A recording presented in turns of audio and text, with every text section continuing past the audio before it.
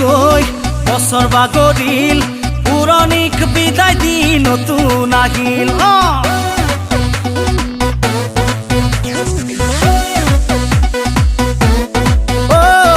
এদিন দুদিন কৈ বছৰ বাগৰিল পুৰণিক বিদায় দি নতুন আহিল